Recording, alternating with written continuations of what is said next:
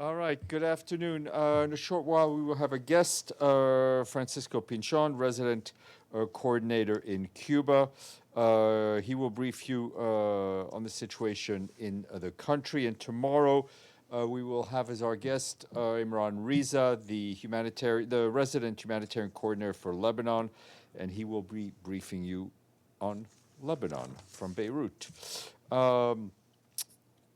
I'll start with Sudan today. The Secretary General's personal envoy for Sudan, Pekka Haavisto, is continuing his engagements in the region. He is currently in Nairobi, where he met today with the head of the Rapid Support Forces, General Mohamed Hamdan Hemedti. This follows his recent meetings with General Burhan, the president of the Transitional Sovereign Council of Sudan, and also meeting with authorities in Khartoum as part of his continuing inaugural discussions. The meeting afforded a constructive opportunity to exchange views and explore practical avenues for de-escalation and the continuing protection of civilians. All stakeholders engaged by Mr. Haavisto throughout these visits have expressed their readiness to cooperate with the United Nations and the personal envoy. This is encouraging and must be swiftly translated into concrete progress towards ending the suffering of all Sudanese once and for all. And just to flag that over the weekend, Mr. Haavisto was in the Egyptian capital, Cairo, where he met with Egyptian officials there, as well as representatives of the League of Arab States and members of the Sudanese diaspora in Cairo. On the humanitarian front, I can tell you that our teams on the ground are scaling up their presence in the Khartoum to expand humanitarian operations. Our resident and humanitarian coordinator, Denise Brown, is returning to Khartoum with a core team from our humanitarian unit. Most of the OCHA team is remaining in Port Sudan for now, but a number of other agencies have opened up offices in Khartoum over previous months. These offices were closed since the start of the war, as you well know. The arrival of Ms. Brown and her team signals a renewed commitment to expanding humanitarian operations in the capital and beyond at a time where needs are skyrocketing. More than 1.6 million Sudanese people have also returned to Khartoum in recent months, even as explosive remnants of war and damaged infrastructure continue to pose serious risks. As the 3-year mark of hostilities in Sudan approaches, we reiterate our call for the protection of civilians and civilian infrastructure, including health facilities, an immediate end to hostilities, and a rapid, safe, and unimpeded and sustained humanitarian access. Once again, our humanitarian colleagues are sounding the alarm that drone attacks continue to endanger civilians and deepen humanitarian needs throughout Sudan. In White Nile State, an attack on Al-Jabalian Teaching Hospital last Thursday reportedly killed 10 health workers and injured 22 others, obviously severely disrupting all services at the teaching hospital. We reiterate that medical personnel and facilities must be protected as international humanitarian law requires. Since the conflict began nearly 3 years ago, the World Health Organization has verified more than 200 such attacks, with over 2,000 people killed. In the first quarter of this year alone, 13 attacks against health targets have been verified, killing 184 people and injuring nearly 300 others. We need adequate funding to deliver humanitarian assistance in Sudan. The 2026 Humanitarian Needs and Response Plan, which requires 2.9 billion United States dollars to reach more than 20 million people across the country, is only 16% funded, with just $465 million in the bank. Our humanitarian colleagues, turning to Lebanon, our humanitarian colleagues there say that more than 1.1 million men, women, and children in Lebanon are now registered as displaced. More than 137,000 people, 1/3 of whom are children, are sheltering in nearly 700 collective sites. Many of them are schools. Most displaced people are dispersed across host communities and in informal settings with very limited access to the most basic services. The human toll continues to rise at an alarming pace, impacting especially children. We and our partners continue to work closely with the government of Lebanon to help people in the face of these soaring needs.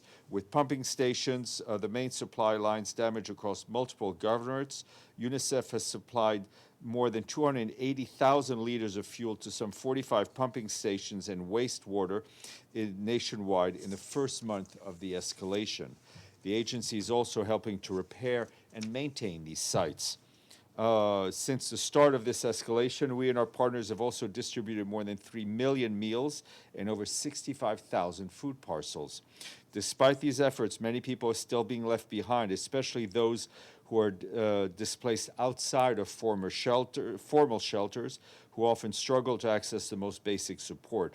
Ongoing insecurity is also making it harder for our teams to reach those in need and deliver assistance safely. Our call to all remains urgent: de-escalate now, respect international humanitarian law. You must do this by protecting civilians, including humanitarian and health workers, ensure safe, unimpeded access for humanitarian delivery, and fund the response. As of today, less than $100 million of the $308 million required under the March appeal from Lebanon has been received. On the peacekeeping end, I can tell you that we remain deeply concerned by the ongoing escalation between Hezbollah and Israel, including Israeli strikes in Beirut.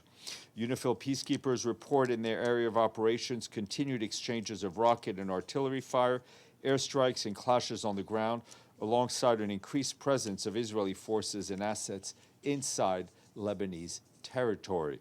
Over the weekend, kinetic activity was concentrated around Yatar and Bint Jbeil in Sector West and Al-Kantara in Sector East. On Friday, an explosion occurred inside a UN position and El Edeis. 3 peacekeepers were injured, including 2 seriously, and again, in this case, the peacekeepers were Indonesians. All 3, the 2 most seriously injured personnel were medevaced to a hospital in Marayun, where they are now reported to be in stable condition. The less seriously injured personnel received on-site medical treatment. And you will have seen on Friday, we reported that Israeli soldiers destroyed all of the force protection surveillance cameras facing Mingi Street, which is on the outside of UNIFIL's Nakora headquarters. These cameras were positioned solely to monitor the immediate vicinity of our headquarters and ensure the safety and security of both military and civilian peacekeepers. We've conveyed our serious concerns to the IDF, and again, we urge all actors to uphold their obligations under international law and ensure the safety and security of UN personnel at all times. And a quick update for you from Gaza. Our colleagues at OCHA say that UNICEF and their partners have restored access to clean water in the south of the Gaza Strip after an airstrike on March 25th. This attack had curbed output at the southern Gaza seawater desalination plant to less than 20% of its normal capacity.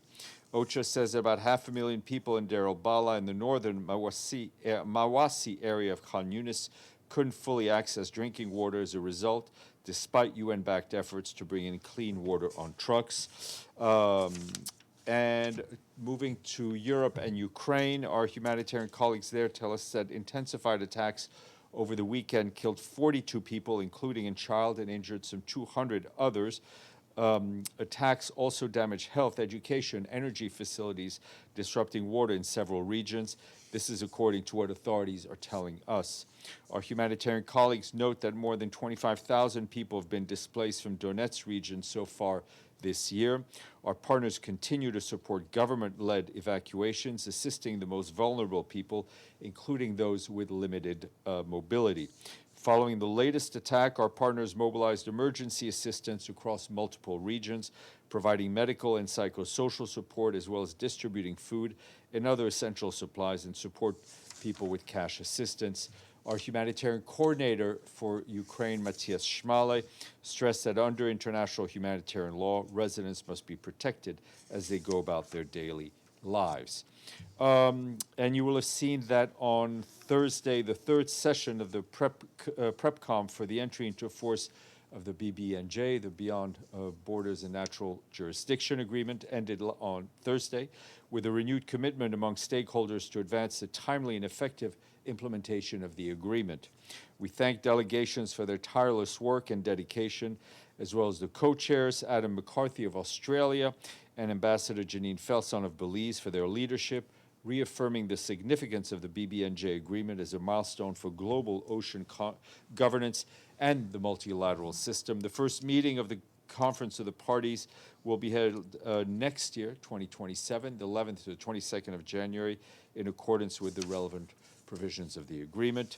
Today is the International Day for Sport and Development in Peace. This year's theme, Building Bridges, Breaking Barriers, reflects sport's unique role as a universal language that cuts across cultures and borders, advancing the UN's goal for development and peace. We have a quiz, because we got some money. All right. This country has over 30 languages that are spoken, and it has some of the highest dunes in the world, which the tallest one stands 325 meters and is called Big Daddy. Listen to the cameraman from Al Jazeera, because he always knows. We thank our friends in Windhoek for their full payment to the regular budget. Namibia brings us up to 99, so we would say good thinking 99. There you go, for those of you who get that reference to 1970s television. Yes, Edie. Thank you, Steph. Does the Secretary General have any reaction to the threat by President Trump to blow up power plants, bridges, and other infrastructure if the Strait of Hormuz is not opened by tomorrow evening? Yes, I mean, we were alarmed by the rhetoric seen in that social media post that threatened American attacks on power plants, bridges, and other infrastructure should Iran not agree to a deal. The Secretary General has been very clear on issues regarding international law, and he urges yet again all parties to abide by their obligations regarding the conduct of these hostilities. And he recalls that civilian infrastructure, including energy infrastructure, may not be attacked. Even if specific civilian infrastructure were to qualify as a military objective, international humanitarian law would still prohibit attacks against them if they may be expected to cause excessive incidental civilian harm.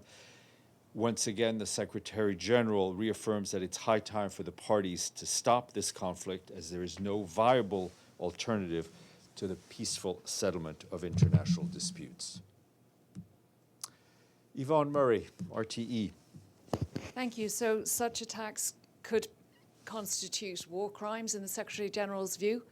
They would constitute violations of international law. And I think whether something is a crime or not a crime would have to be decided by a court. But any attack on civilian infrastructure is a violation of international law, and a very clear one. Gabriel. Thanks, Steph. Do you have any update on the Strait of Hormuz and the Mr. Moreira de Silva's work for the last few days on how that mechanism is working? Or if it's I mean, he has been, he was continuing his discussions as of the end of last week. His contacts are continuing. Also, I wanted to let you know that Jean Arnaud will be heading to the region today, and we'll be able to report more detail soon, likely tomorrow or the day after, on his list of countries that he will visit. And on UNIFIL, the investigation into the incidents that injured and killed the UNIFIL personnel are still under investigation? The investigation results are being processed right now, so as soon as I have something to share with you, I will. Okay, Abdel Hamid, I see you. I assume you have a question if I see you, so go ahead. Thank you. Today, Al-Aqsa Mosque was stormed by Security Minister Ben Ghafir, although the mosque was closed for Muslim prayers for almost over a month. But yet Ben Ghafir found the time and with his security to storm the Aqsa Mosque. Any comment on that? Look, we are continually concerned about the efforts to change the status quo of the holy sites in Jerusalem, and we continue to watch that very closely. My second question, 9 Palestinians were killed in Al-Maghazi refugee camp in Gaza today. Are you aware of this development and the number of people killed? I have not received those reports here at this point. Iftikhar. Thank you, Steph. I'm sure you have seen today's Reuters report about a proposal submitted by Pakistan, a ceasefire proposal submitted by Pakistan to United States and Iran. Has the Secretary General any knowledge of it? Has he been informed? We've seen those reports. I don't have anything to share with you on that at this point. All right. Thank you very much. We will ask our guest, Mr. Pinchon, the resident coordinator in Cuba, to come on the screen.